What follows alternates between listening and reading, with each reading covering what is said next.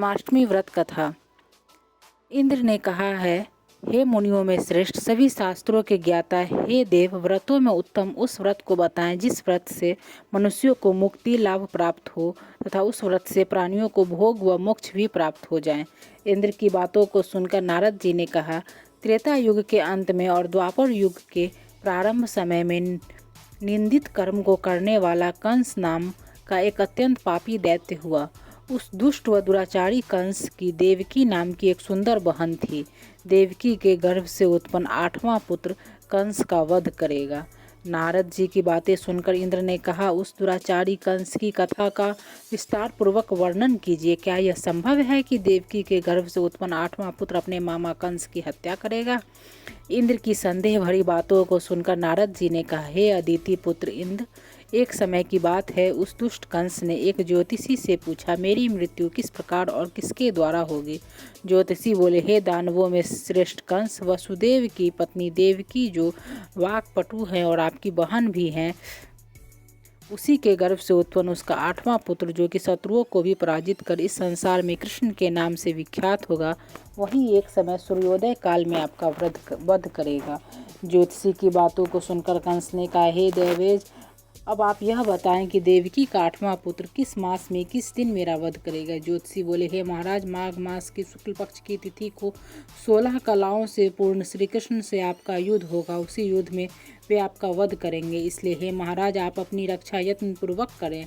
इतना बताने के पश्चात नारद जी ने इंद्र से कहा, ज्योतिषी द्वारा बताए गए समय पर ही कंस की मृत्यु कृष्ण के हाथ निसंदेह होगी।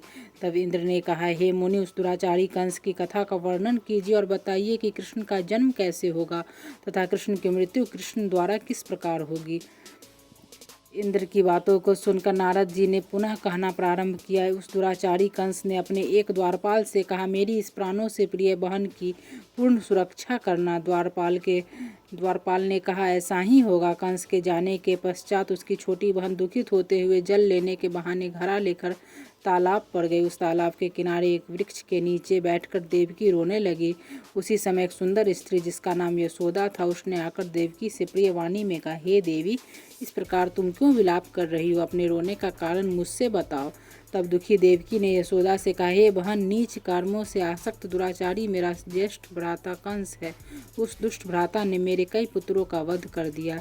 इस समय मेरे गर्भ में 8वां पुत्र है, वह इसका भी वध कर डालेगा, क्योंकि मेरे ज्येष्ठ भ्राता को यह भय है कि मेरे अष्टम पुत्र से उसकी मृत्यु अवश्य होगी। देवकी की बातें सुनकर यशोदा ने कहा, हे बहन, विलाप मत करो, मैं भी गर्भवती हूँ। यदि मुझे कन्या हुई तो तुम अपने पुत्र के बदले उस कन्या को ले लेना। इस प्रकार तुम्हारा पुत्र कंस के हाथों मारा नहीं जाएगा। तदंतर कंस ने अपने द्वारपाल से पूछा, देवकी कहाँ है? इस समय वह दिखाई नहीं दे रही है। तब द्वारपाल ने कंस से नम्र वाणी में कहा, हे महाराज, आपकी बहन जल लेने तालाब पर गई हुई है। सुनते ही कंस क्रोधित हो उठा और उसने द्वारपाल को उसी स्थान पर जाने को कहा जहाँ वह गई हुई है। द्वारपाल की दृष्टि तालाब के पास देवकी पर पड़ी। तब उसने कहा कि आप किस कारण से यहाँ आई हैं? उसकी बातें सुनकर देवकी ने कहा, मेरे घर में जल नहीं था, मैं जल लेने जलाशय पर आई हूँ। इसके पश्चात देवकी अपने घर की ओर चली गई।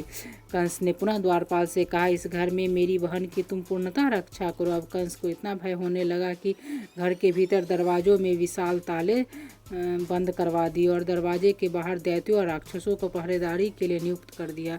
कंस हर प्रकार से अपने प्राणों को बचाने के प्रयास कर रहा था। एक समय सिंह राशि के सूर्य में आकाश मंडल में जलाधारी वेगों ने अपने प्रभुत्व स्थापित किया। भादो मास के कृष्ण पक्ष की अष्टमी तिथि को घनघोर अर्धरात्रि थी। उस समय चंद्रमा भी वृक्ष राशि में था। रोहिणी नक्षत्र बुधवार के दिन सौभाग्य योग से संयुक्त चंद्रमा के आधी रात में उदय होने पर आधी रात के उत्तर एक घड़ी जब हो जाए तो श्रुति स्मृति पुराणोक्त फल निसंदेह प्राप्त होता है। इस प्रकार बताते हुए नारद जी ने इंद्र से कहा, ऐसे विजय नामक शुभ मुहूर्त में श्री कृष्ण का जन्म हुआ और श्री कृष्ण के प्रभाव से उसी क्षण बंदी गृह के दरवाजे स्वयं खुल गए। द्वार पर पहरा देने वाले पहरेदार राक्षस सभी मूर्छित हो गए। देवकी ने उसी क्षण अपने पति वसुदेव से कहा, हे स्वामी, आप निद्रा का त्याग करें और मेरे इस पुत्र को गोकुल में ले जाए। वहाँ इस पुत्र की नंद गोप की धर्म पत्नी यशोदा को दे दे। उस समय यमुना जी पूर्ण रूप से वादग्रस्त थी, किंतु जब वसुदेव जी नामक कृष्ण को वसुदेव जी बालक कृष्ण को सूप में लेकर यमुना जी को पार करने के लिए उतरे। उसी क्षण बालकों के चरण का स्पर्श होते ही यमुना जी अपने पूर्व स्थिर रूप में आ गई। किसी प्रकार वसुदेव जी गोकुल पहुँचे और नंद के घर में प्रवेश कर उन्होंने अपना पुत्र तत्काल उन्हें दे दिया और उसके बदले उनकी कन्या ले ली। वे तत्काल वहाँ से वापस आकर कंस के बंदी गृह में पहुँच गए। प्रातःकाल जब सभी राक्षस पहरेदार निद्रा से जागे तो कंस ने द्वारपाल से पूछा, अब देवकी के गर्भ से क्या हुआ है, इस बात का पता लगाकर मुझे बताओ। द्वारपालों ने महाराज की आज्ञा को मानते हुए कारागार में जाकर देखा तो वहाँ देवकी की गोद में एक कन्या थी, जिसे देखकर द्वारपालों ने कंस को सूचित किया, किंतु कंस को तो उस कन्या से भय होने लगा। तब वह स्वयं कारागार में गया और उसने देवकी की गोद से कन्या को झपट लिया और उसे एक पत्थर की चट्टान पर पटक दिया, किंतु वह कन्या विष्णु की माया से आकाश की ओर चली गई और अंतरिक्ष में जाकर विद्युत के रूप में परिणित हो गई। उसने आकाशवाणी पर कंस से कहा, हे दुष्ट, तुझे मारने वाला गोकुल में नंद के घर में उत्पन्न हो चुका और उसी से तेरी मृत्यु सुनिश्चित है। मेरा नाम तो वैष्णवी है, मैं संसार के कर्ता भगवान विष्णु की माया से उत्पन्न हुई हूँ। इतना कहकर वह स्वर्ग की ओर चली गई। उस आकाशवाणी को सुनकर कंस क्रोधित हो उठा। उसने नंद के घर में पूतना राक्षसी को कृष्ण का वध करने के लिए भेजा, किंतु जब वह राक्षसी कृष्ण को स्तनपान कराने लगी तो कृष्ण ने उसके स्तन से उसके प्राणों को खींच लिया और राक्षसी कृष्ण कृष्ण कहते हुए मृत्यु को प्राप्त हुई। जब कंस को पूतना की मृत्यु का समाचार प्राप्त हुआ तो उसने कृष्ण का वध करने के लिए क्रमशः केसी नामक दैत्य को अश्व के रूप में, उसके पश्चात अरिष्ट नामक दैत्य को बैल के रूप में भेजा, किंतु ये दोनों ही कृष्ण के हाथों मृत्यु को प्राप्त हुए। इसके पश्चात कंस ने कालाख्य नामक दैत्य को कौवे के रूप में भेजा, किंतु वह भी कृष्ण के हाथों मारा गया। अपने बलवान राक्षसों की मृत्यु के आघात से कंस अत्यधिक भयभीत हो गया। उसने द्वारपालों को आज्ञा दी कि नंद को तत्काल मेरे समक्ष उपस्थित करो। द्वारपाल नंद को लेकर जब उपस्थित हुए तब कंस ने नंद से कहा, यदि तुम्हें अपने प्राणों को बचाना है तो पारिजात के पुष्प ले आओ, यदि तुम नहीं ला पाए तो तुम्हारा वध सुनिश्चित है। कंस की बातों को सुनकर नंद ने ऐसा ही होगा कहा और अपने घर की ओर चल गए। घर आकर उन्होंने संपूर्ण वृतांत अपनी पत्नी यशोदा को सुनाया, जिसे श्री कृष्ण भी सुन रहे थे। एक दिन श्री कृष्ण अपने मित्रों के साथ यमुना नदी के किनारे गेंद खेल रहे थे। अचानक स्वयं गेंद को यमुना में फेंक दिया। यमुना में गेंद फेंकने का मुख्य उद्देश्य यही था कि वे किसी प्रकार पारिजात पुष्पों को ले आता। वे कदम के पुष्प पर चढ़कर यमुना में कूद पड़े। कृष्णा के यमुना में कूदने का समाचार श्रीधर नामक गोपाल ने यशोदा को सुना। यह सुनकर यशोदा भागती हुई यमुना नदी के किनारे आ पहुंचा और उसने यमुना नदी की प्रार्थना करते हुए कहा, हे यमुना, यदि मैं बालक को देखूंगी तो भाद्रपद मास की रोहिणी युक्त अष्टमी का व्रत अवश्य करूंगी, क्योंकि दया, दान, सज्जन प्राणी, ब्राह्मण कुल में जन्म, रोहिणी युक्त अष्टमी, गंगाजल एकादशी, गया श्राद्ध और रोहिणी व्रत ये सभी दुर्लभ है। हजारों अश्वमेध यज्ञ, सहस्त्रों राज सुए यज्ञ, दान, तीर्थ और व्रत करने से जो फल प्राप्त होता है वह सब कृष्णाष्टमी के व्रत को करने से प्राप्त हो जाता है। यह बात नारद ऋषि ने इंद्र से कही। इंद्र ने कहा, मुनियों में श्रेष्ठ नारद, यमुना नदी में कूदने के बाद उस बाल रूपी कृष्ण ने पाताल में जाकर क्या किया, यह संपूर्ण वृतांत भी बताए। नारद ने कहा, हे देव, पाताल में उस बालक से नागराज की पत्नी ने कहा, तुम यहाँ क्या कर रहे हो, कहाँ से आए हो और यहाँ आने का क्या प्रयोजन है।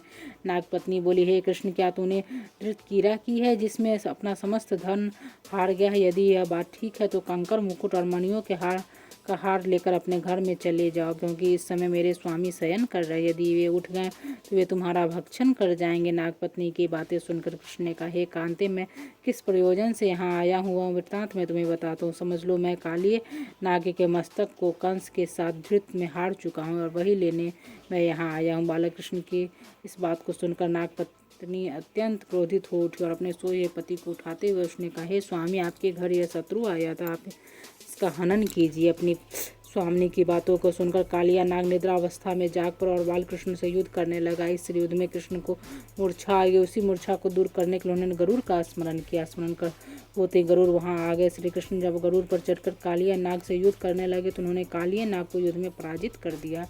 अब कालिया नाग ने भली भांति जान लिया था कि मैं जिनसे युद्ध कर रहा हूँ वे भगवान विष्णु के अवतार श्री कृष्ण ही हैं। अतः उन्होंने श्री कृष्ण के चरणों में साष्टांग प्रणाम किया और पारिजात से उत्पन्न बहुत से पुष्पों को मुकुट में रखकर कृष्ण कृष्ण को भेंट किया। जब कृष्ण चलने को हुए तब कालिया नाग की पत्नी ने कहा, हे स्वामी, मैं कृष्ण को नहीं जान पाई। हे जनार्दन, मंत्र रहित, क्रिया रहित, भक्ति भाव रहित मेरी रक्षा कीजिए। हे प्रभु, मेरे स्वामी मुझे वापस दे दें।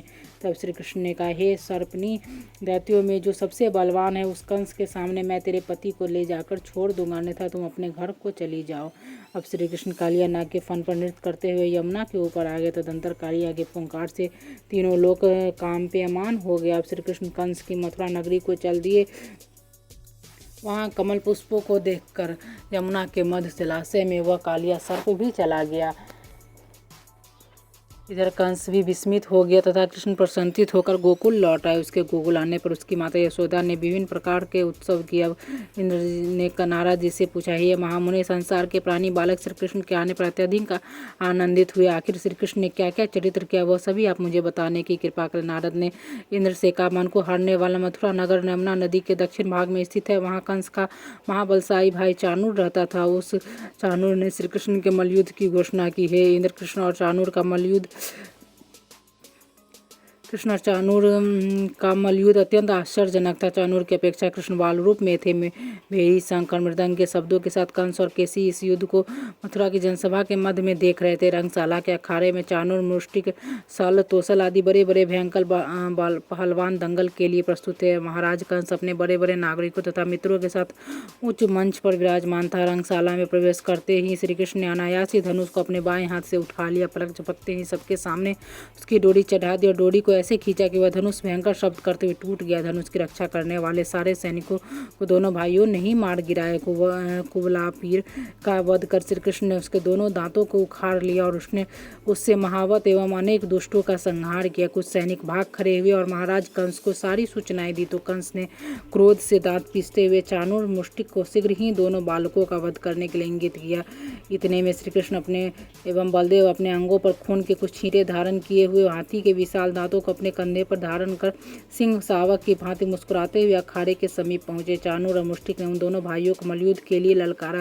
नीति विचारक श्री कृष्ण ने अपने समान आयु वाले मल्लों से लड़ने की बात की, किंतु चाणूर ने श्री कृष्ण को और मुष्टिक ने बलराम जी को बड़े दर्प से महाराज कृष्ण का मनोरंजन करने के लिए ललकारा। श्री कृष्ण बलराम तो ऐसा चाहते ही थे। इस प्रकार मल्लयुद्ध आरंभ हो गया। वहां पर बैठी हुई पूरी स्त्रियां उस अनीतिपूर्ण मल्लयुद्ध को देखकर वहां से उठकर चलने को उद्यत हो गए। श्री कृष्ण की स्वमाधुरी का दर्शन कर कहने लगी, अहो सच पूछो तो ब्रजभूमि ही परम पवित्र है और धन्य है।